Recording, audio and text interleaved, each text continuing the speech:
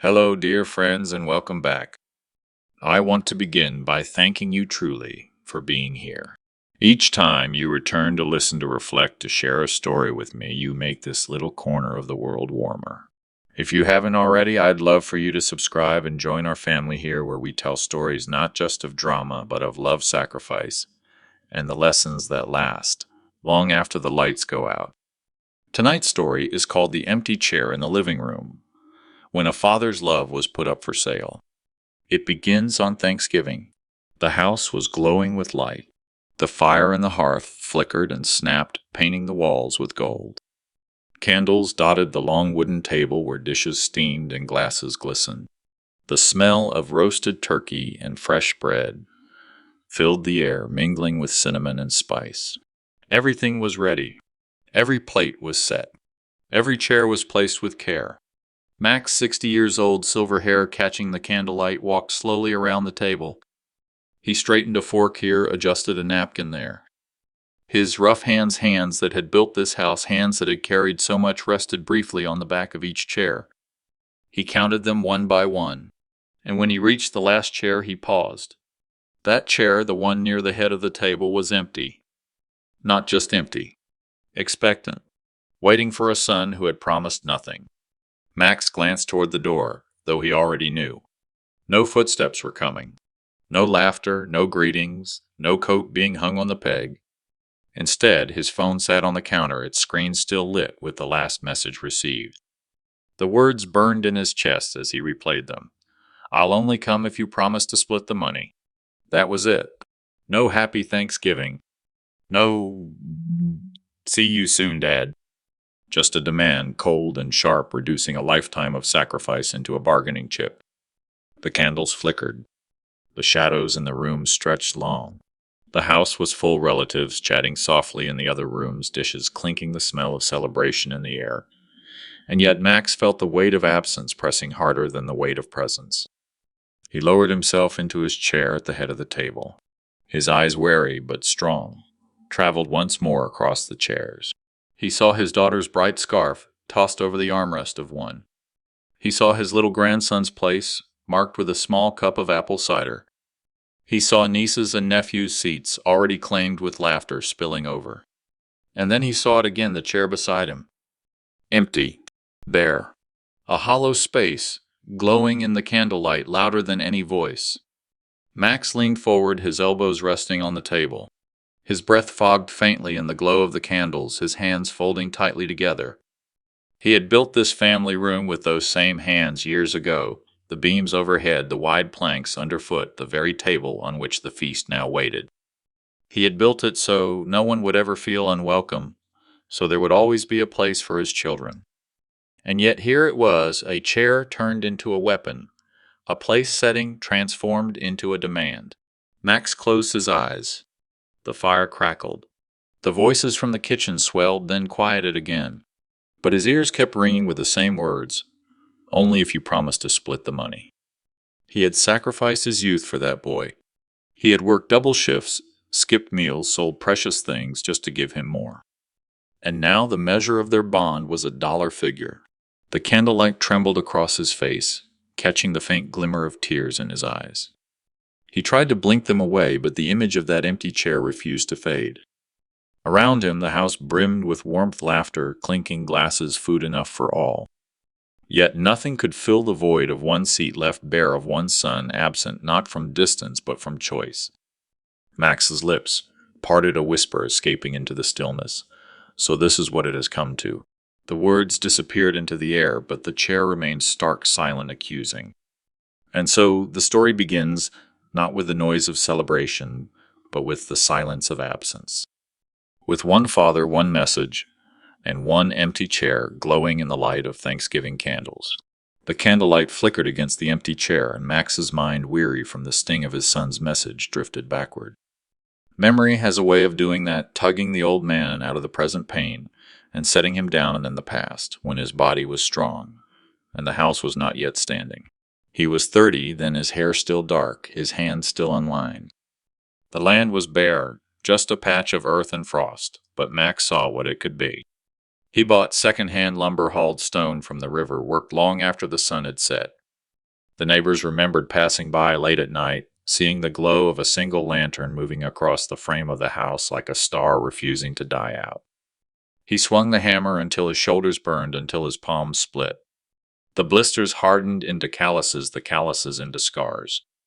But each board he nailed, each beam he raised. He whispered the same vow, a roof for my family, a place no storm can touch. And when the house finally stood, walls smelling of fresh pine, windows catching the light of the morning sun, Max walked through its rooms with a boy in his arms. His son, only 3, then clapped his hands and laughed at the echo his voice made against the new walls. Max smiled, bone-tired but filled with a joy too deep to measure. He had not built a house. He had built a promise. Now, decades later, the same boy, grown hardened blind to memory, had sent a message that reduced it all to numbers. Max's eyes opened the present, rushing back the empty chair before him. He reached out his fingertips, brushing the smooth wood of the chair's arm. Once he had carved that armrest himself, shaving it down late into the night, after long shifts at the mill. He had thought his son would sit there proudly, maybe bring his own children someday, filling the house with the laughter Max once dreamed of. Instead, it was bare. In the kitchen, the clatter of plates rang out as the rest of the family prepared the meal. His daughter's voice drifted through the doorway, cheerful yet forced. "Dad will be ready soon. You'll carve the turkey right." Max cleared his throat, but the sound caught. He forced a reply. "Yes, I'll carve." His voice carried steady, though the weight of the message still pressed in his chest. He sat back, letting the firelight warm his face.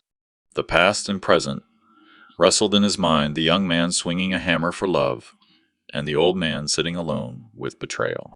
The empty chair seemed to hold both the echo of what had been given and the silence of what had been refused. The storm outside had passed, leaving the night still and cold. But inside, the storm lingered in Max's heart, beating against him harder than any wind. The boy who had once clapped his hands in these very walls was now a man who would only return if money waited. And so the father sat staring at the chair, built for him, whispering a truth that no one else could hear. "This house was my gift, my love, my life's work. And still, it is not enough." The words dissolved into the air, but the pain remained sharp and unyielding as the family laughter from the kitchen rang faintly against the hollow silence of the empty chair. From the kitchen came the soft chorus of Thanksgiving pot lids, clinking, a laugh caught, then lowered, the whisper of sage and butter drifting into the room. Max tightened the knot of the old apron he'd worn every year since his wife passed. He'd taken it from the hook by the pantry a moment ago, hands wiped dry on a towel, small things. The room would not forgive him for forgetting. The living room stayed golden and still. The candles quivered in their cups. The empty chair held its place beside him like a question no one wished to ask. The phone on the counter buzzed once, just the screen waking, not a new message. The last words still glowed brutal in their brevity. "I'll only come if you promise to split the money." Echo and echo. And then Max did what old fathers do when a sentence won't release them. He set the phone gently in his apron pocket, breathed through his nose, and reached for the carving knife he'd honed that afternoon. "Bridge!" He took the knife from the block, tested the edge with his thumb, and laid it on a folded towel at the head of the table. No sudden, unexplained appearances. The clock above the mantel ticked patient and unblinking. Candle wax pooled at the rims and spilled in slow ivory tears. A draft braided itself through the doorway outside. The wind that had gusted near sunset had quieted. The air was cold and clean now. The porch steps rhymed with a skin of frost. Bridge, the weather hadn't turned to storm, only a quick breath of wind at dusk, now gone. Max's thoughts slid where they wanted, backward across years and pay stubs to a registrar's window that squeaked when it opened. He was 42, then heavy with the grind of double shifts, standing at the college office in a jacket that smelled faintly of machine oil. The woman at the glass spoke without looking up. Next payment, due Friday. He had smiled habit, not ease, and slid cash across the counter edges, damp from the humidity of a lunch pail pocket. Friday, he said, though Friday meant another night on the line, a nap in his truck, and coffee that tasted like rust. He kept the receipt. He kept them all. Back in the living room, the chair creaked when he leaned a hand on it, his own carpentry announcing itself. He had carved the curve of that armrest with a rasp turning it smooth so it would never bite a child's forearm. He thought of his son at 19 dropping a backpack by that same chair, asking for gas money with the confidence of a boy who'd never once measured a mile in blisters. Max didn't resent it then, that had been the point. The point was to build the kind of home where miles became invisible to the children who lived there. From the kitchen, his daughter peered around the doorway, smile tight but loving. "We're almost ready." Okay, I'm fine." He wasn't, but the knife lay on its towel, gleaming honest in the light. He tapped the spine once, a quiet reassurances to himself. "I'll carve when you call." She nodded and withdrew. The smells deepened: rosemary, pepper, the sweetness of corn, the warm cinnamon of pie cooling by the window. Symbol answered symbol, a house full of food, a chair full of nothing. Rotation of angle, another witness enters but not a person. Paper. Max drew a small envelope from the china cabinet, the kind he'd meant to show his son one day when words were kinder. Inside, a tuition receipt, ink slightly bled at the edges, the stamp paid a little off-center. He set it beside the knife. The metal and the paper looked strange together, one a clean line, one a history of lines. He could hear his son's text rising through the room like a dare. "Promise, split the money." Echo. He let it hang, then broke it. "I promised you an education," he whispered to the chair, to the receipt, to a memory that would not come to dinner. "Not a bargain." The house answered with small noises, the tick of the clock, the tiny sigh of a candle guttering, then righting itself, the soft click as the furnace turned over. Micro-emotions joined the chorus: fingers that trembled, then steadied at the knife's handle, a swallow that caught, released, shoulders that pulled back, refusing to round. He thought of the registrar again, of Fridays that bled into Saturdays, of steel ringing under fluorescent lights. He thought of how he'd gotten through those weeks by telling himself a single sentence: "This is how love keeps a seat ready." Echo, but truer. He looked at the seat now and found the words still held. From the kitchen, a cheer went up as someone found the good ladle. His daughter called, "Dad, can you bring the knife?" He folded the receipt, slid it back into its envelope bridge, returned it to the cabinet, second shelf beneath the blue saucers. No disappearing props, then lifted the knife and the towel together. He paused at the doorway and turned once more to the chair. The candles made a small halo on its empty cushion. "You were carved for him," Max said, not to the wood so much as to the room that kept the ledger. "You can stay empty until he finds another sentence." He stepped into the light and noise of the kitchen, the knife balanced on the towel, the apron snug at his waist.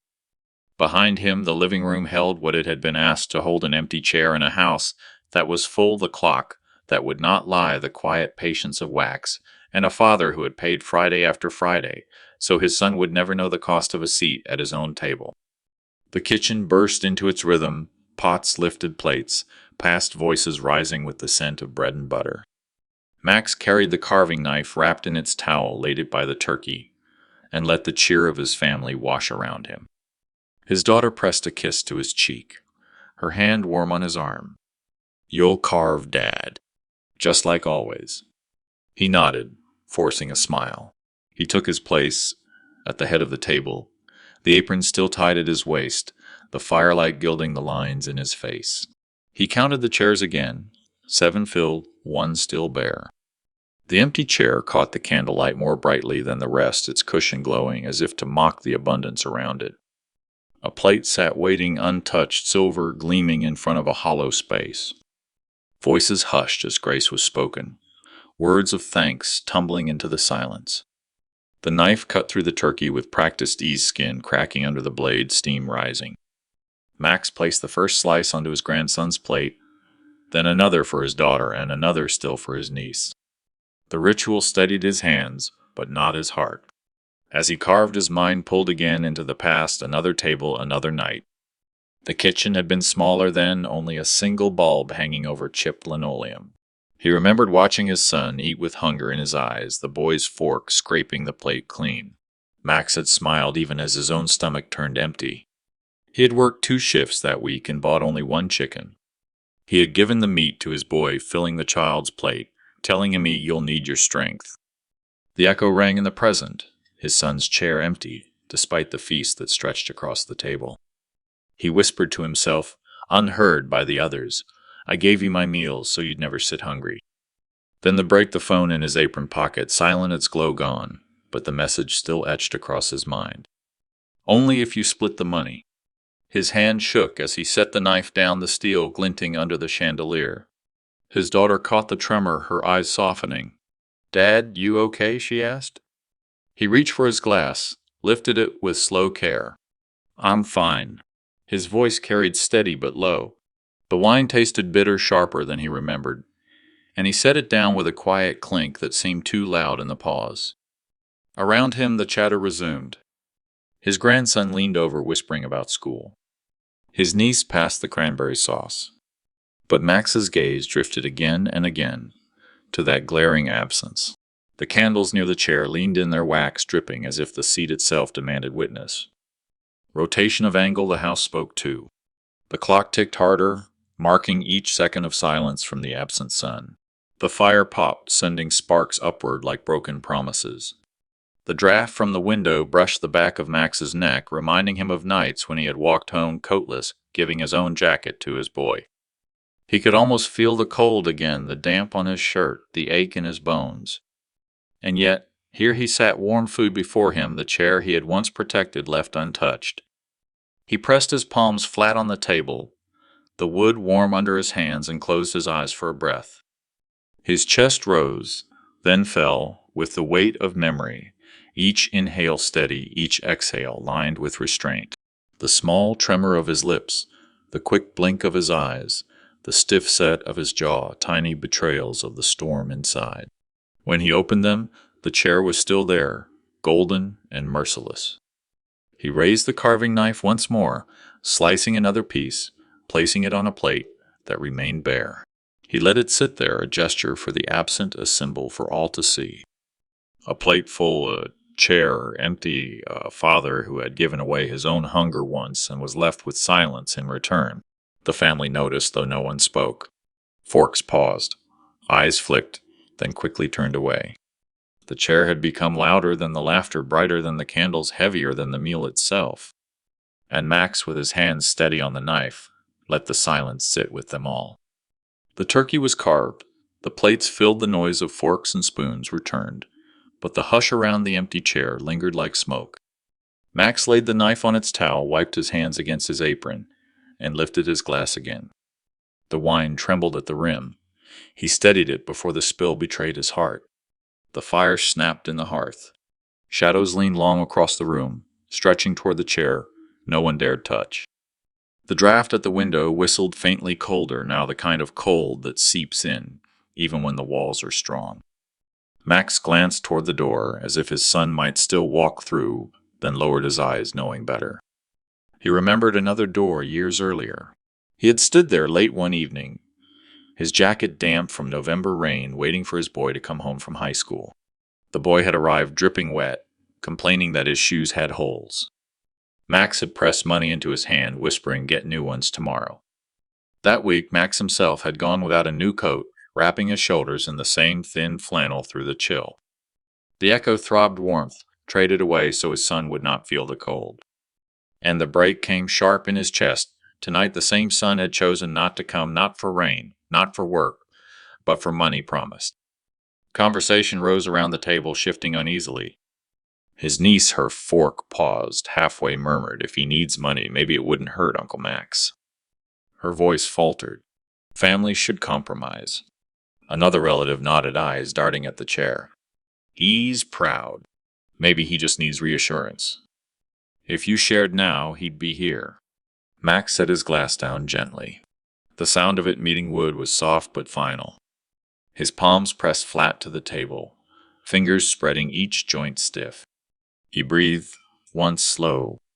His voice, when it came, was steady. "I've shared all my life. Every meal. Every coat. Every Friday's pay. Tell me what is left that I have not already given." The words dropped heavy into the room. Forks lowered, no one answered. The candles shivered as if the air itself carried shame. Symbolic variety entered above the mantel. The old clock chimed once, though the hour was not yet due. Its bell rang sharp in intrusion, reminding them all that time was moving, whether the chair filled or not. Rotation of angle. The grandson, small and bright-eyed, broke the silence. He tugged Max's sleeve, whispering, "Grandpa, I saved you a roll." He pressed the bread into Max's hand, soft and warm innocence, answering hunger. Max smiled faintly, his rough fingers closing around it, but his eyes drifted back to the chair. A roll for the father, a chair still waiting for the son. The family ate again, though quieter eyes lowered. The cranberry sauce passed without chatter. The laughter forced the music of forks too loud. The chair stood like an uninvited guest, its cushion glowing beneath the candles. Max leaned back slightly, his breath leaving him in a sigh that no one mistook for comfort. He looked at the chair as though it could hear him. "You want compromise?" he murmured, voice rough. "But compromise has been the shape of my life. And still you sit empty." The echo lingered, caught in the glow. And then the break. Max lifted the bread his grandson had given him, tore it gently in two, and set half on the empty plate. The gesture startled the table. A plate not for hunger, but for absence, a meal offered to silence. The fire hissed, the clock ticked, the candles bent low in their wax. And in the middle of it all, a father faced a chair, the bargain of love turned into a ransom, and the truth rising that some debts could never be paid in dollars. The plates were nearly empty now, forks resting at angles, the hum of conversation thinner than it should have been. Max folded his napkin, smoothed the fabric with slow precision, then set it by his glass. The clock above the mantel ticked louder, its brass pendulum swinging steady. He stood, sliding the chair back with a low scrape that made the whole table pause. "I remember," he said, his voice carrying into the hush, "a winter colder than this one." He moved toward the fire, the apron still tied at his waist, the carving knife resting where he'd left it. His daughter tilted her head, eyes following him. The others held their breath. The flame popped, releasing a curl of smoke that smelled faintly of pine resin. Max stared into it as if it could answer, then turned toward the empty chair. His hand touched the armrest, the wood smooth under his calloused palm. Echo every meal, every coat, every Friday's pay. Break, he lifted his eyes to the family voice firm. And now the chair is empty because money has become the ticket for belonging. Silence deepened. His grandson blinked, sensing weight he could not name. His niece shifted her fork, clinking against her plate. A cousin cleared his throat, then stopped. Max drew something from his apron pocket, unfolded it carefully. The paper, worn and creased, trembled in his fingers. It was a tuition receipt, ink faded but legible, the numbers still sharp. He held it up so the candlelight glowed through. "This," he said, "was one of hundreds. Paid on nights I skipped supper. Paid with hours no one can give back." He laid it on the plate set before the empty chair. The air in the room changed. The receipt on porcelain, silent witness. The fire hissed, the clock ticked, wax slid down the candles in thin rivulets. A relative spoke low, hesitant. Maybe he just doesn't realize what you've given." Max's jaw tightened. He turned, his voice shifting into something heavier, something that belonged only to him.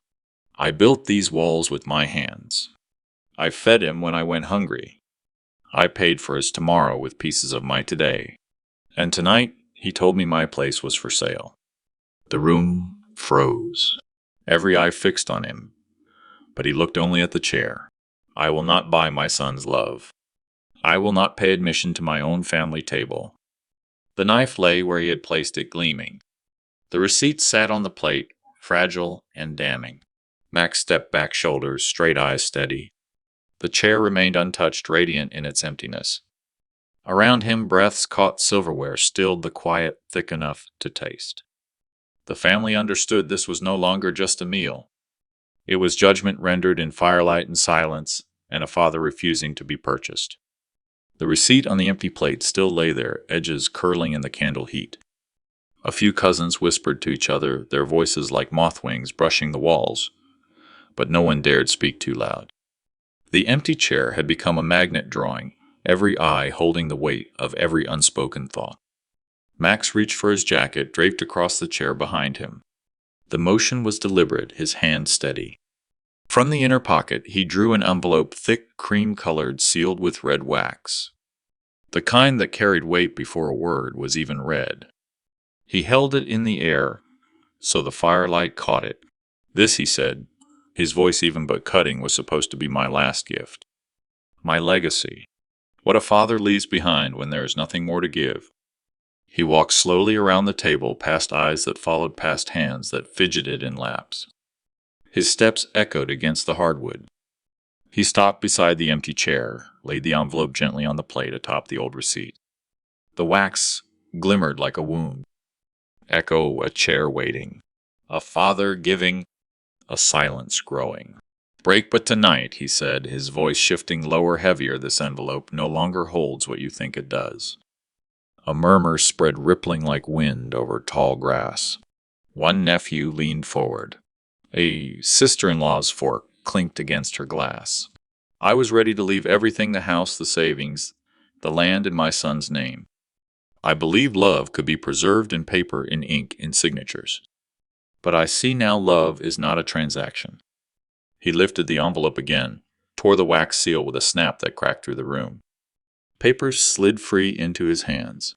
He held them high, the legal weight of them visible even to those in the back of the room. Then with deliberate care, he ripped them in half. Once. Twice. The sound sharp, final, impossible to mistake. Gasps filled the air. Someone dropped a fork, metal ringing against wood. The fire flared as if it too recoiled. Max let the torn pages drift down onto the empty chair, shreds of legacy falling like brittle leaves. His eyes were clear, unflinching, his voice steady. "I will not leave behind a fortune to buy my family's presence. I will leave behind a truth that no chair at my table is filled by demand or price or condition. Only by love." He stepped back. The chair remained empty, but now it held something more powerful than any body could: the torn remains of entitlement, and the proof that some lines cannot be crossed, not even for blood. The family sat frozen, caught between shame and awe, the silence louder than any applause. The torn shreds of the will still lay scattered across the empty chair paper edges, glowing orange in the candlelight. The family's murmurs swelled and died in waves, no one willing to claim the first word. Max remained standing, one hand braced on the back of his chair, the other resting against the polished wood of the table, the skin of his knuckles pale from the force of his grip. From the far end, his daughter-in-law finally found her voice. "You can't mean that," she said, her tone high, brittle. "After everything, after all the years, surely you didn't just destroy your own legacy." Max turned his head slowly toward her eyes, catching the flicker of the fire. "No," he said, calm and steady. "I destroyed your illusion of it. Echo, the plate, the chair, the papers. Break the truth, laid bare in silence." A cousin shifted uneasily, the scrape of his chair legs loud in the stillness. "Uncle Max," he ventured, maybe this isn't the place." But Max's voice rose above him, clear and unrelenting. "I worked 40 years with these hands. I patched roofs, laid bricks, dug trenches in the snow. Every dollar I made was a sacrifice, every dollar I gave was a choice. And now, I'm told my place at this table depends on how much I leave behind in ink." He pressed his palm flat against the torn pages, crushing them deeper into the wood. "You think the chair is empty because of me? No, it is empty because of greed." The flames crackled. A wax drip slid down the side of a candle, freezing mid-drop. One nephew swallowed hard. A niece's eyes shimmered with tears she dared not release. Then from the shadows near the hall, Max's younger brother spoke. "He's right," the man said quietly, his voice like gravel breaking the stillness. "I saw him bring home nothing but bread so his boy could have met. I saw him pawn his tools so tuition would be paid. And I watched him be thanked with silence." A ripple went through the room. Heads turned, whispers hushed. The testimony hung like smoke, undeniable. Max straightened, his breath steady, his gaze circling the table until every eye was forced to meet his. "If you measure me by my bank account, then you've missed the only wealth I ever had. My love. My sacrifice. And that cannot be bought, sold, or inherited. The torn envelope crumbled under his fingers. The chair stood in defiance, more powerful in its emptiness than if his son had been sitting there. For a moment, no one moved. The family, the fire, the whole house seemed to bow under the weight of the truth, until the silence itself broke like glass, scattering across every heart in the room. The shreds of paper still clung to the plate on the empty chair, curling upward, as if trying to escape the weight of the moment. The fire spat sparks, each pop echoing like punctuation to the silence that followed Max's words. His daughter-in-law's face flushed crimson. She rose from her seat, palms flat against the table, voice sharp enough to cut glass. "You think tearing up a few papers makes you noble? You think it makes you strong? All it shows is spite, Max? Spite for your own son, for your own blood." The word blood lingered acidic, and the room shifted. A few relatives lowered their eyes, unwilling to choose a side. Others leaned forward, waiting for Max's reply. He straightened slowly. Shoulders squared his presence, filling the space like a tide returning. His hand brushed the back of the empty chair. His voice dropped low, steady, and then rose, carrying to every corner of the room. "Blood is not enough. Blood without respect is a wound. Blood without gratitude is poison. And I will not bleed for poison anymore." The table rattled faintly under his palm. One candle flickered, nearly extinguished, before catching flame again. The echoes of his words circled the room like a bell still vibrating after the strike. A nephew muttered, "He's right," and though quiet, the words cracked open the air. Ark shifted his son's absence, no longer a wound alone, but a mirror for everyone present. Max leaned forward, eyes burning, not with anger, but with clarity. "Do you know what it feels like to pawn your wedding ring to keep the lights on for someone else's children? You know what it feels like to sit in the dark with cold coffee so your son's table can gleam under chandeliers? You'll never be invited to sit beneath the questions landed heavy like stones. Dropped into water." No one answered. They couldn't. Break he exhaled, and the room exhaled with him. "You accuse me of spite," he said, calmer now. "But spite is asking a father to sell his dignity for a seat at his own table. Spite is leaving a chair empty because it cannot be filled with money." He lifted the torn papers once more, crushing them in his fist. The sound of ripping echoed again, sharp, final, undeniable. The family shifted uneasily, the walls themselves seeming to press closer, the firelight harsher.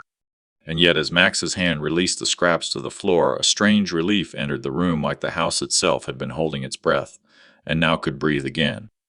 The reckoning had begun, and no one present would leave untouched by it. The scraps of the will fluttered to the floor like ash catching briefly in the heat before settling dead against the hardwood. The room seemed to contract around the empty chair, its vacancy louder than the protests gathering in hushed throats. Max's daughter-in-law leaned forward, voice shrill, her bracelets clinking against the table. "You've embarrassed this family enough. Do you think anyone here admires this little performance? Do you think tearing paper makes you honorable? All you've shown us is bitterness." Her words cracked across the silence, sharp, but Max did not flinch. Instead, he let the accusation hang, let its venom disperse in the air. Then he moved not toward her, but toward the fireplace. The light from the flames painted his face in shifting gold and shadow. He bent, took one of the torn pages, and with steady hands fed it into the fire. The paper curled, instantly blackening, a brief flare of orange before it vanished. He reached for another shred, then another. Slowly, deliberately, each page turned to smoke.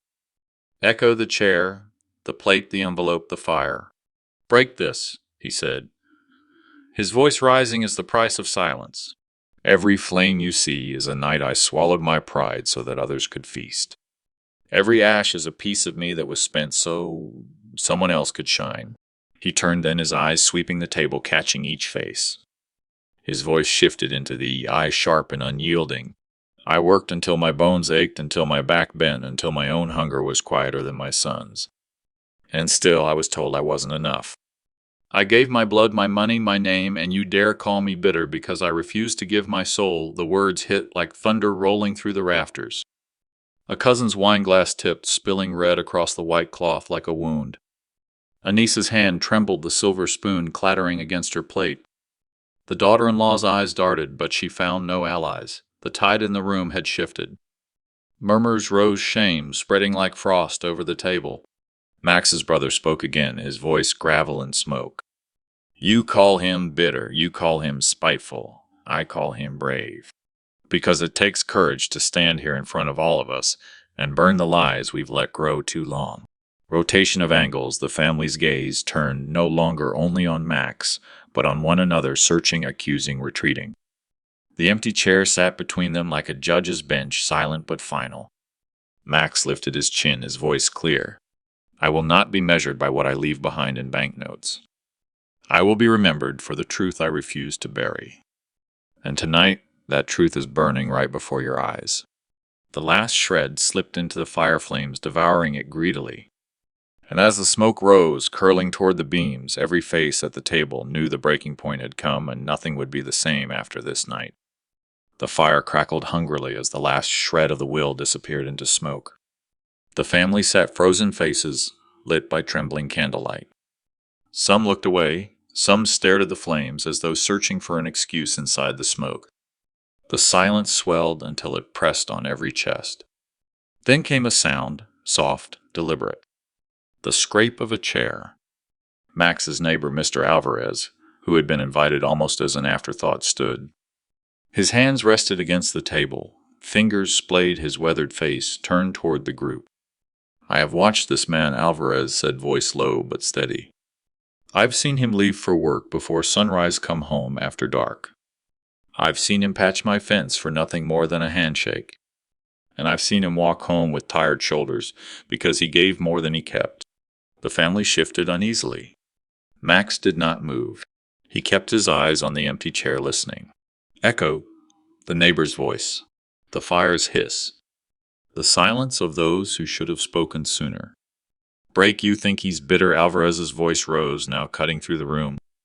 No, he's bled for this family.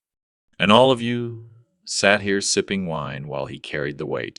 Across the table, Max's cousin Clara leaned forward, her pearl earrings trembling with the shake of her hands.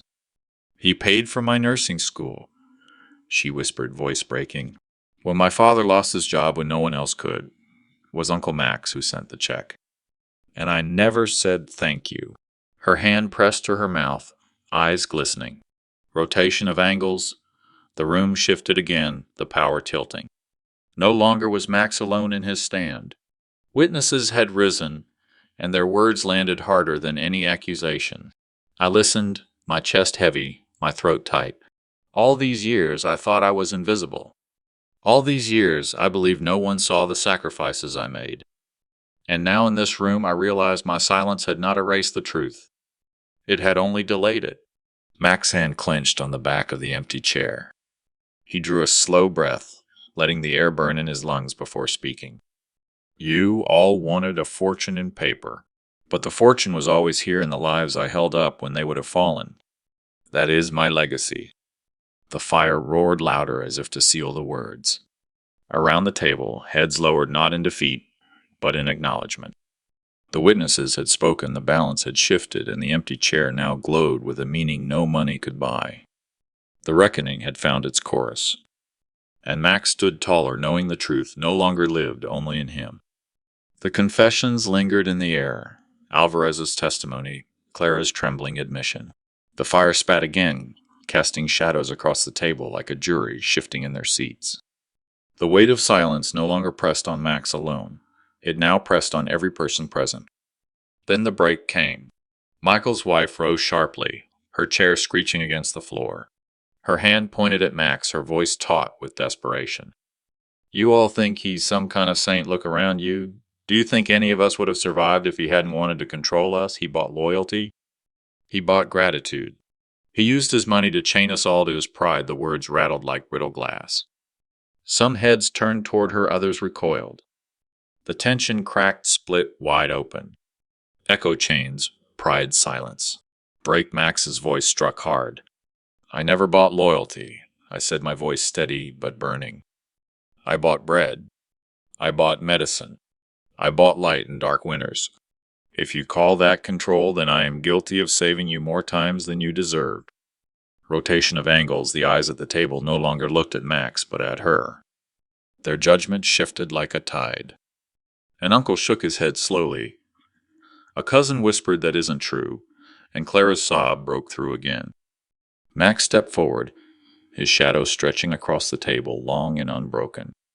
He placed both hands on the back of the empty chair, as though anchoring himself to its silent witness. I have heard enough lies, he said. Tonight this chair holds the truth. It holds the price of my silence, the years I gave, the nights I went without.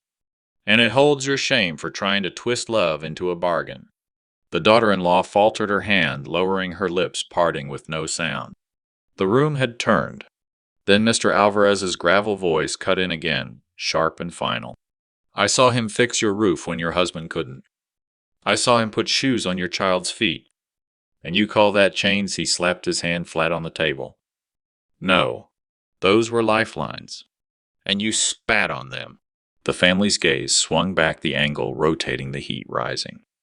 The once accuser now sat small, shrunken in her own shadow. Max drew a breath, his words firm, carved from fire and resolve. This chair will remain empty until it is filled with respect, not demand. Until it is filled with love, not debt. And if it stays empty forever, then so be it. I will not trade my dignity for company. The candles hissed low wax pooling beneath them. The empty chair stood untouched, but in its emptiness, it now towered above every person in the room. The daughter-in-law sat down hard, her face pale, her mouth pressed into a thin line that could not hold back the storm turning against her. The whispers rose again, only now they carried judgment not at Max, but at her. The balance of the room shifted like a table with one leg sawn too short. Aunt Lydia, the oldest in the family, lifted her hand. Her bracelets jingled softly, but her voice was steady as stone. I remember, she said, eyes locked on Max. When Maria passed, I saw you still bring soup to Michael's house. I saw you buy school books for children who weren't even yours. You never asked for thanks. And now they dare sit here and call you bitter. Her eyes swept the table. No, the bitterness is theirs. Echo soup school books, silence. Break Max's hand tightened on the chair. Would. I gave without ledger. I gave without expecting applause. And yet the moment I stopped, love was measured in dollars and signatures and paper that can burn in a fire. He turned his gaze to each face in turn, his words hitting like hammer strikes. You call this chair empty, but tonight it holds every sacrifice you pretended to forget, every roof patched, every bill paid, every hand held in silence when the world turned cold. Arc variation, the pace slowed, his voice measured before rising again. This chair does not shame me. It shames you. Because it asks one question none of you can answer. What have you given? The question landed like an iron weight. The air thickened. A fork slipped from someone's hand and hit the floor, the sound like a verdict. From the far corner, young Daniel Max's teenage grandson shifted uneasily. His voice cracked, but carried. I remember, Grandpa. You fixed my bike when Mom said it wasn't worth it. You taught me to throw a ball. You came to my game when Dad didn't? His eyes dropped, cheeks burning. I never forgot. Rotation of angles, the focus swung from accusation to acknowledgement, from adult justifications to a child's fragile truth. The silence that followed was not shame alone, but recognition. Max's throat tightened, but his voice held. You see, even the youngest remembers. Because love leaves a mark deeper than money ever can. The fire flared as if in agreement, throwing his shadow high against the wall. The empty chair glowed brighter now, not hollow but heavy, carrying the weight of sacrifice, memory, and truth. And no one in the room could look at it without seeing themselves reflected in its emptiness. The boy's voice still lingered, fragile yet sharp enough to pierce through the fog of excuses. Daniel lowered his gaze, cheeks burning, but his words had landed heavier than any adult accusation. The room quivered in its silence. Max's eyes softened for a fleeting moment on his grandson, then turned back to the table. He stood taller now, his shadow stretched long across the linen, his hand still anchored to the back of the empty chair. Echo, The child remembers. The elder bears witness. The chair holds it all. Break this chair is no longer a seat, Max declared, his voice swelling. It is a mirror. And tonight it reflects the truth none of you want to see. The daughter-in-law tried to interrupt, but her words faltered under the weight of so many eyes turning against her. Her protest shrank into silence. I gave my son a home when he had none. I gave him warmth when the winter closed in. And now I stand accused of bitterness because I will not sell my place at this table. No, it is not I who stand on trial. It is you. The fire cracked loud as if to underline the words. Wax dripped hard onto the tablecloth, a candle bending low. Max leaned forward, his voice lower cutting. You measure love in inheritances, in signatures, in property. But look here. He pressed his palm against the chair, steady, unflinching. This empty seat already holds more wealth than your pockets ever will. It holds sacrifice. It holds truth. It holds the love that kept this family alive when pride would have let it starve. Arc variation. The rhythm quickened the words, spilling sharp and sure. Tell me, he demanded, eyes locking with each relative in turn, what have you put on this chair? What nights did you spend working without sleep? What meals did you skip so a child could eat? What part of yourself did you bury so another could rise? Rotation of angles, each perspective shifted. Now Clara, staring down at her hands, Alvarez nodding grimly, Daniel clutching the edge of his seat, others turning red with shame or pale with guilt. The silence broke when Aunt Lydia rose slowly, placing her palm on the other side of the chair. Her voice trembled, but her words rang true. He's right. This chair belongs to him, not as furniture, but as testimony. And tonight it has judged us all. The chair stood taller in that moment, more than wood, more than emptiness. It had become the court, the witness, and the verdict. And no one in the room could escape its gaze. The room had bent under the weight of the chair's judgment. Aunt Lydia's hand still rested on the worn wood, her bracelets trembling in the firelight. No one dared speak. The silence had teeth. The air smelled of wax and smoke, sharp as iron. Then Max moved. His chair scraped back against the floor, a sound like thunder in the stillness. He reached beneath the table and drew out a slim leather folder, the kind no one had noticed him bring in. The brass clasp clicked open. Inside lay crisp documents heavy with authority. Echo the envelope torn. The papers burned. One last record remained. Break this, he said, lifting a folder high, is the last thing I owe any of you. His son's wife leaned forward, hope flickering behind her fury. So you did keep something? Max's hand snapped the folder shut. His voice cut clean. I kept this for myself. For years I believed my life's worth belonged to whoever demanded it loudest. But tonight I claim it back. He stepped to the empty chair, placed the folder down on the torn shreds still clinging to the plate. Then he took the carving knife, its edge still glinting from the turkey. With deliberate force, he drove the blade through leather paper wood. The crack rang out, final, undeniable. The table shook. Gasps broke the silence. Clara covered her mouth. Daniel flinched.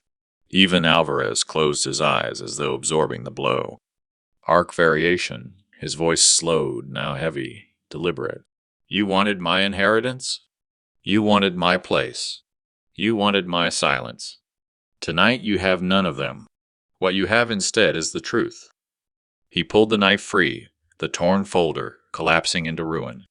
The papers inside, shredded, stained by fire and steel. Rotation of angles, eyes darted around the table, seeking someone to protest, to defend, to undo what had just been done. But no voice rose. Max turned to face them, all his chest heaving, his voice shifting into the eye again, raw and unguarded. I am not your wallet. I am not your silence. I am not your bargaining chip. I am your father, your brother, your blood. And if that is not enough, then this chair will remain empty until the end of my days. The fire roared as though answering, sending sparks upward. The knife clattered onto the plate metal against porcelain, ringing through the room like a bell tolling the death of entitlement. And in that sound, every relative knew the final cut had been made, and nothing they said or did could stitch it back together. The knife's clang still vibrated in the air metal against porcelain, echoing like a verdict no one could overturn. The ruined folder bled scraps of paper across the table, curling at the edges in the candle heat. The fire hissed louder as if tasting the moment. Then the eruption came. Michael's wife sprang to her feet, her voice slicing through the tension. "You're destroying this family. You think you're righteous, but you're just a bitter old man who wants everyone to suffer with him." Gasps broke out. Her words cracked like a whip, but the sting found no ground. Across the table, Clara slammed her palm down. "Enough, you've taken his sacrifice for years. You've lived in the house he built, eaten meals he paid for, and still you stand here calling him bitter. Shame on you." Echo, sacrifice, spoken. Silence broken. Shame uncovered. Break Max's voice surged, rising above the chaos. "I have carried this family on my back for decades. I gave my son his roof, his table, his life. And now you stand here ungrateful, demanding more, daring to call me bitter. No. The bitterness is yours, not mine." Arc variation. The room tilted, the rhythm quickened, voices colliding. Alvarez stood, his voice gravel and fire. "I saw him patch your roof when no one else lifted a finger. I saw him walk home in the cold with empty pockets because he'd given you every dollar. Don't you dare call that bitterness." Rotation of angles. One cousin wept silently, her head bowed. An uncle shook his head, muttering prayers under his breath. Daniel, the grandson, stood suddenly, his young voice cracking but fierce. "Grandpa's right. He's the only one who shows up. None of you ever did. And you still treat him like he's nothing." The room fell silent again, but it was no longer a silence of oppression. It was the silence after a storm, when truth had broken through. Max's hand returned to the empty chair. He pressed his palm against its back steady, claiming it not as a symbol of absence, but of defiance. His voice dropped low, slow, each word deliberate. "This chair is not empty because I have failed you. It is empty because you have failed me. And until respect fills this seat, it will remain unoccupied." He lifted the knife once more, wiped its blade clean with a napkin, and set it gently beside the ruined folder. The gesture was calm, measured, final. The family stared at him, at the chair, at the fire. None spoke. They had no words left to defend themselves. The eruption had cleared the air, and in its wake only truth remained, raw, searing, undeniable. The napkin still clung damply to the knife's edge, a fragile cover for a blade that had just cut through more than paper. The folder lay torn, the empty chair crowned with fragments of law and legacy. The fire's glow pulsed against the walls, making the room look smaller, tighter, as if the truth itself had sealed the exits. Michael finally stood. His voice cracked. He forced it louder, desperate to reclaim control. "Dad, please, you didn't have to do this in front of everyone. We could have settled this privately." The words hung limp. The room's eyes turned toward him, but not with sympathy. They searched for courage that wasn't there. Echo privately, quietly, silently, all the ways the truth had been buried. Break Max's voice thundered back. "No, Michael. That's the problem." Too much was settled in silence. Too much was hidden behind closed doors while I bled in the dark. Tonight, the truth belongs to the light. Tonight, everyone will see what you tried to bury. Arc variation. The rhythm shifted, swelling like music. Clara's tears hardened into anger. "You wanted him small?" she snapped at Michael. "You wanted him quiet so you could keep taking. Well, look around. He's not small anymore." Alvarez nodded, his gravel voice steady. "He stood taller tonight than any man I've known in this town. Rotation of angles. The family, the neighbors, the guests all shifted their seats, creaking their faces lit in candlelight like jurors who had heard too much to be neutral. Daniel rose again, this time stronger. His small fist clenched at his side. "Grandpa, you don't need to explain anymore. I see it. We all see it." Max's chest swelled at the boy's words, his voice breaking softer now, almost tender. "I carried silence so my son could carry pride. I carried debt so he could carry ease. But I will not carry shame. Not any more.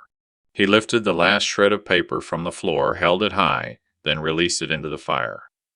The flames licked it greedily, curling it into nothing. The act was simple, but its meaning thundered through the room. Nothing was left to hide, nothing left to chain him. Then he looked directly at Michael. His eyes were steady, but they cut deeper than any knife. You left this chair empty, son. Not me. You left it when you made money the price of love. And tonight everyone knows it. The words fell like a gavel.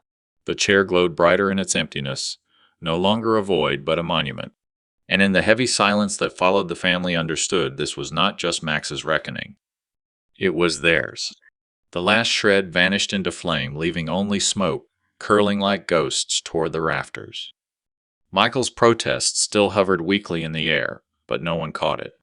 The table had turned against him, against all who had tried to bury the truth. A cousin shifted, breaking the silence. We thought the chair was just a place, she murmured. But tonight it feels like a throne, and none of us deserve to sit in it. Her words rippled across the room.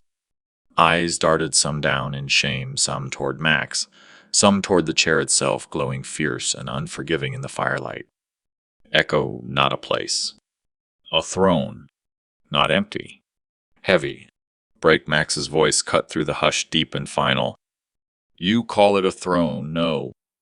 A throne demands power. This chair demanded sacrifice. It demanded sleepless nights, broken hands, and years of silence. And when the time came, not one of you lifted the weight with me.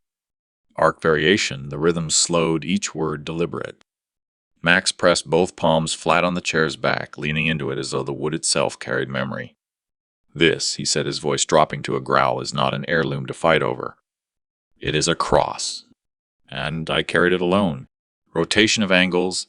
The guests saw him not as an old man, but as a figure larger than the room, framed by firelight shadows stretching across the table. Clara wept openly now. Daniel clutched his sleeve. Alvarez bowed his head. Even Aunt Lydia whispered a prayer. Max's voice broke into our raw, unfiltered. I carried every bill, every mortgage, every hospital payment, every cold night when the furnace barely worked. And still, when the table was set, I was told my seat depended on the price I could pay. Not anymore. Not tonight. He pulled the chair out from the table, its legs screeching against the hardwood. The sound rattled through the house, sharper than any cry. He turned it toward the family, its emptiness now facing them like an accusation, like a mirror. You wanted inheritance. You wanted conditions. You wanted silence. What you get is this, an empty chair staring back at you. Remember it. Remember what it cost. And remember who left it vacant. The fire roared, the shadows twisted high on the walls. And in that moment, the chair became more than furniture, more than symbol. It became judgment itself. No one moved. No one dared. The chair, radiant in its emptiness, was heavier than any crown. And all who sat at the table now lived under its gaze. The chair now faced them, its vacancy no longer a gap but a wound opened wide. The firelight carved sharp lines across their faces, fear in some, shame in others, denial clinging to a few who still searched for excuses. The crackle of burning paper filled the silence like a steady drumbeat. Michael's lips parted as if to speak, but nothing came. His hands trembled on the table, the wedding band glinting like a shackle. His wife's jaw clenched, but her eyes darted downward, unable to meet the chair's gaze. Echo, hands trembling, eyes lowered. A chair unflinching. Break Max's voice thundered. Look at it. Look at the chair. You see wood, but I see years, my years. I see nights in freezing rain, my back bent, my hands bleeding, so that each of you could sit here in comfort. And now, you dare treat it like merchandise, like a prize. He stepped forward, pulling the chair further from the table, placing it in the center of the room under the full blaze of the fire. Its shadow stretched long across the carpet, bisecting the family like a judgment line. Arc variation? The tempo slowed, then struck harder. This chair is your mirror, he said, his voice dropping lower. It reflects every debt unpaid, every thank you unsaid, every silence you forced on me. You thought I would take that weight to my grave? But tonight he spread his hands wide, eyes blazing. Tonight I return it to you. Rotation of angles. The room seemed to spin. Alvarez murmured amen. Aunt Lydia whispered, Lord, forgive us. Clara shook with sobs while Daniel gripped the table edge as though steadying the house itself. I gave everything, Max thought, his voice cracking now, sliding fully into the eye. I gave until there was nothing left to give, and when I could no longer give, you called me worthless. But look well, my worth was never measured in dollars. It was carved into every life I carried. He dropped to one knee before the chair, his hand pressed firm on its seat. The gesture stunned the room, an act of surrender that was also a declaration. This is not my throne, he said softly. This is my witness. He rose slowly, his shoulders squared, his eyes steady. Then he turned the chair back toward the table, but left it empty still. The choice is yours, he told them. Fill it with respect, or let it remain empty forever. The fire roared behind him, and the family sat caught in the glow, each face forced to reckon, not with Max alone, but with the mirror of ashes that burned in the middle of the room. The chair sat in the center of the room, now a sentinel in wood and shadow, daring anyone to claim it. The fire behind Max hissed and cracked, the smell of charred paper clinging to the air. The family leaned back, caught between fear and revelation, their faces pale under the trembling candlelight. Michael finally broke. He pushed back from the table, his chair screeching across the floor. His fists clenched, his voice shaking with both rage and despair. What do you want from me, Dad? Do you want me to beg to kneel? You've ruined everything tonight. You've shamed us all. The words hit like sparks, but died before they could ignite. Max stepped forward, his shadow falling over Michael. Echo, ruin, shame, silence. Break, his voice rose unflinching. You call this shame? Max thundered. Shame is selling love for inheritance. Shame is leaving this chair empty because respect had a price tag. What I did tonight is not shame. It is truth. Arc variation. His tone slowed, sharpened, each syllable like a blade. I asked for nothing but respect. I asked for nothing but a seat at my own table. And you, my own son, you told me I must pay for it. You think that breaks me? No. It frees me. The room shifted, rotation of angles. Eyes turned not on Max now, but on Michael. His trembling hands, his pale face, the sweat beating at his temple. Every guest, every relative, every witness saw the heir, not as victim, but as accuser revealed. Clara's sob cracked through. He carried us all, Michael. He carried you most of all. And you broke him. Daniel's young voice followed steady despite the tremor. You broke yourself, Dad? Grandpa's the only one who never left that chair even when it was empty. The words struck harder than any of Max's. Michael staggered back, his knees, weakening, his eyes wide. He looked at the chair, then at his father, then at the fire, as if searching for refuge but finding none. Max's hand rose, pointing not at his son, but at the chair. This seat is not mine any more, he declared. It belongs to love alone, and tonight it speaks louder than any of us. It shows who stood and who fell, who gave and who only took. The fire flared, the knife on the plate gleamed, the wax dripped faster as though time itself bore witness. And in that moment the empty chair spoke not in words, but in the weight it carried pressing into every heart at the table. It was judgment. It was legacy. And it was unanswerable. Michael stood trembling, the veins in his neck, taut, his voice broken. Dad, please, stop. You're tearing this family apart. His plea floated in the smoky air, thin as paper, unable to stand against the weight of what had already been spoken. Max turned from him slowly, his eyes steady, his hand resting once more on the back of the chair. The wood was warm now, carrying the heat of fire, the touch of countless years, the press of sacrifice. He faced the family, the neighbors, the guests, all who had borne witness. Echo, please. Stop. Empty chair, unmoved. Break, his voice thundered, final, irretrievable. You think I tore this family apart? No. It was torn the moment love became currency, the moment respect was sold for signatures, the moment this chair sat empty, because a son believed money could fill it. Arc variation, the tempo dropped deliberate each word, striking like a slow bell. I will not beg for my place. I will not buy my seat. This chair will remain as it is empty until it can be filled with honor. Not demand. Not inheritance. Only honor. Rotation of angles, the crowd's eyes shifted no longer toward Max, but toward Michael and his wife. Their faces were pale hollow, their protest drained away. Clara wept openly. Alvarez nodded firm. Daniel's gaze burned bright with something like pride. Aunt Lydia pressed a handkerchief to her lips, whispering, "So it is finished." Max drew a breath, his voice breaking into raw direct. "I carried you, son. I carried you further than I should have. And when I set you down, you called me selfish. But this night will outlive me. This chair will outlive me. And every time you see an empty seat at a table, you will remember the price you put on love."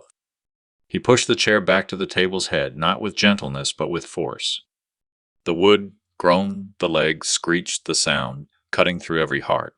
The empty chair stood in its rightful place, crowned not by airs, but by truth. "I have spoken my last word," he said. From here, the chair speaks for itself.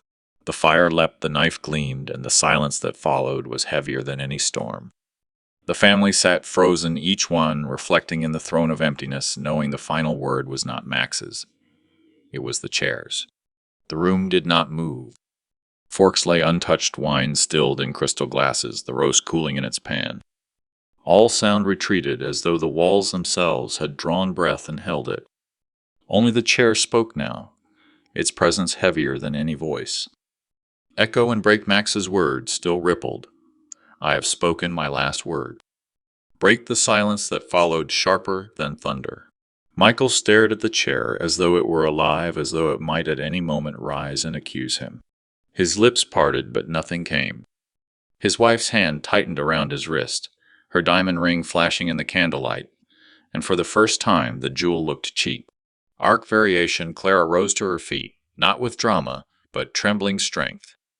"Max," she said softly, "this house has seen lies dressed as love. Tonight it sees truth dressed as pain, but truth will last longer." She bowed her head slightly as though before an altar. Symbolic variety, the flames snapped in the hearth, scattering ash like fragments of memory. The chair's shadow stretched long against the wall, taller than any man in the room, an unshakable witness. Then I turned to Michael. I saw in him not just a son, but a boy I once lifted onto my shoulders so he could see fireworks above a 4th of July crowd. That boy was gone, buried beneath pride and demands, but a trace still flickered in his eyes. "I wanted to believe," I said, my voice steady.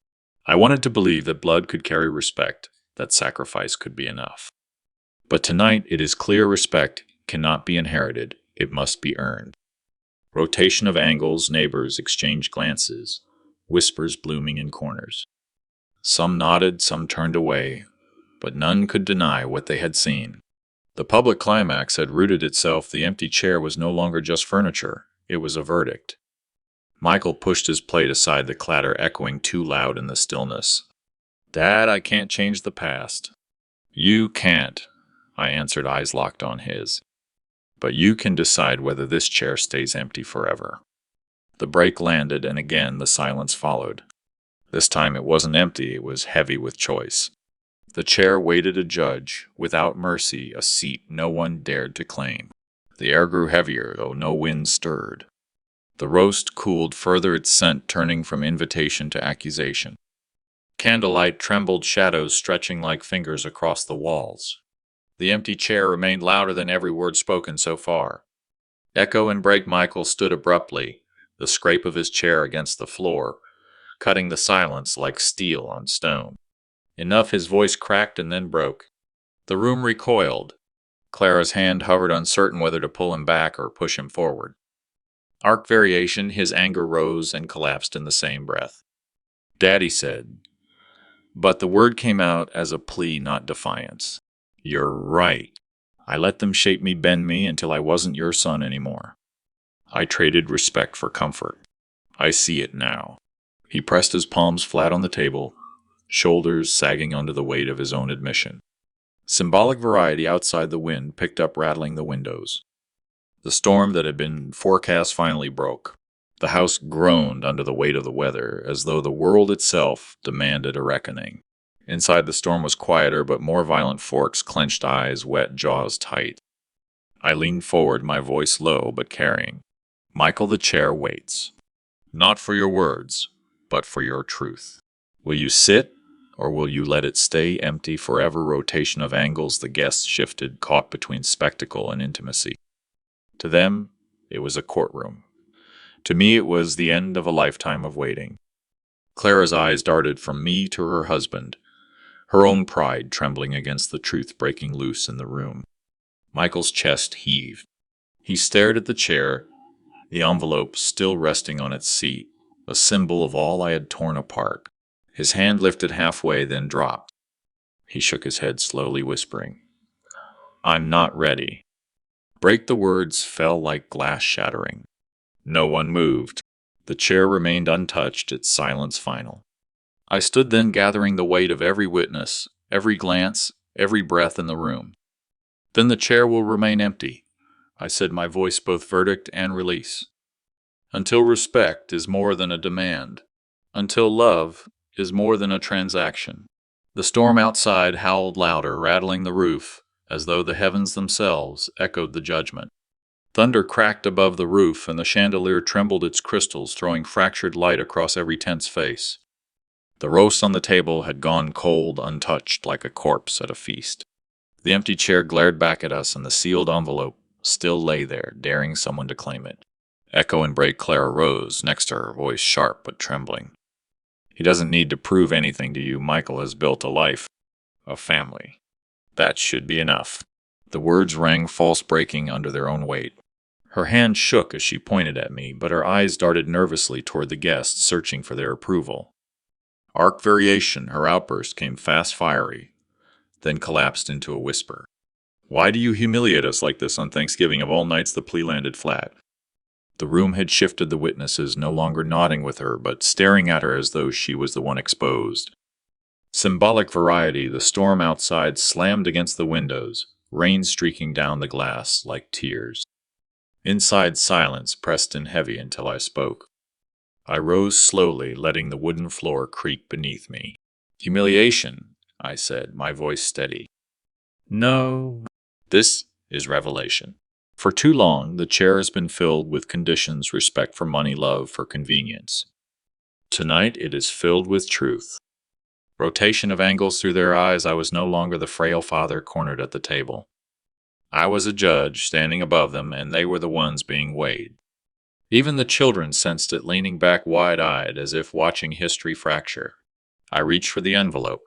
Gasps rose like a wave.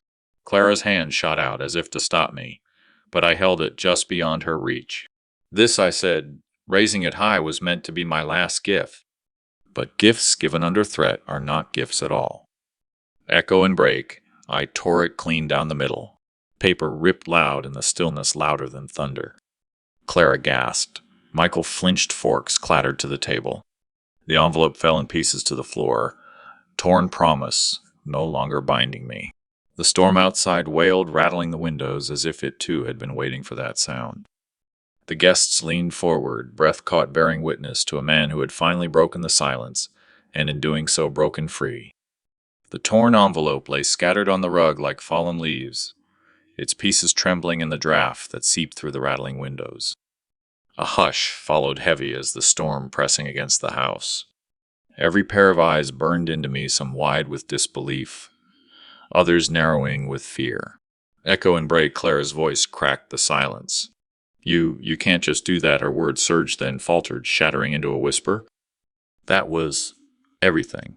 I turned to her, my hand still open from the tearing. Everything, I said, letting the word hang. Then your everything was nothing more than paper. Arc variation, Michael shoved back his chair, its legs screeching across the hardwood. He stood halfway, torn between defending his wife and facing the truth unraveling before him. His jaw clenched, unclenched, as though chewing on words too bitter to swallow. Symbolic variety, the empty chair still loomed at the head of the table, no longer just a seat, but a mirror showing each of them the void their greed had carved. The candlelight wavered, bending shadows over their faces, illuminating guilt where denial had lived minutes before. I shifted the angle, looking directly at Michael. Son, do you see now the chair was set for love? For family. And yet it stayed empty because you put a price on it. Michael's lips parted, his shoulders sagging as if something in him cracked.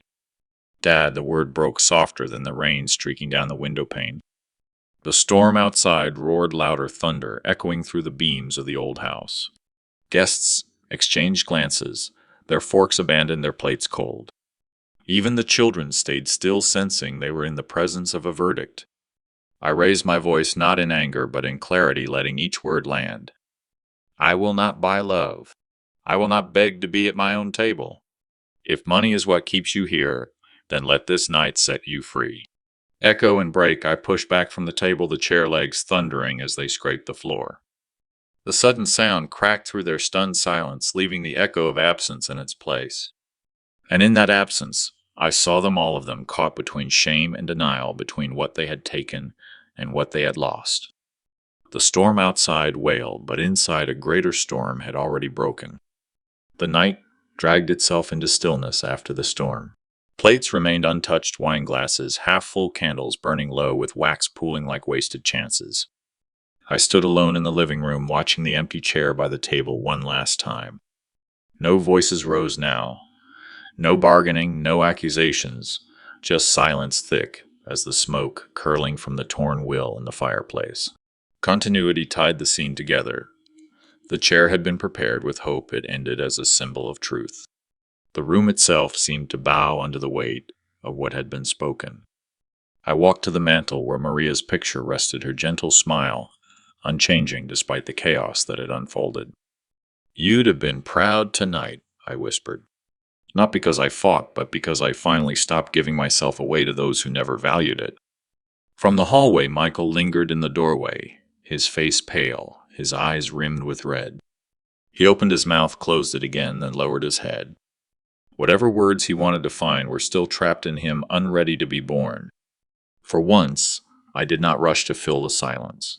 Some silences are earned. I slipped on my coat, the one that still smelled faintly of cedar, from the closet and stepped outside. The storm had cleared, leaving the air sharp and clean. Above, the stars stretched wide, uncaring of the dramas that played out beneath them.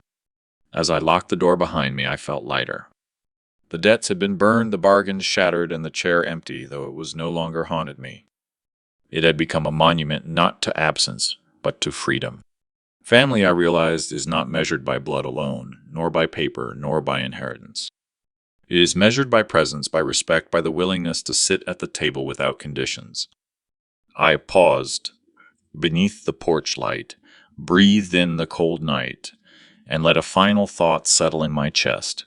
I have not lost a family. I have made room to find one worthy of sitting with me. And now, dear listeners, thank you for sharing this journey with me. May your tables always be filled with love. May your homes echo with laughter, and may your families by blood or by choice hold you close. Until the next story, I wish you health, happiness, and the strength to never sell your place at the table. Now they know.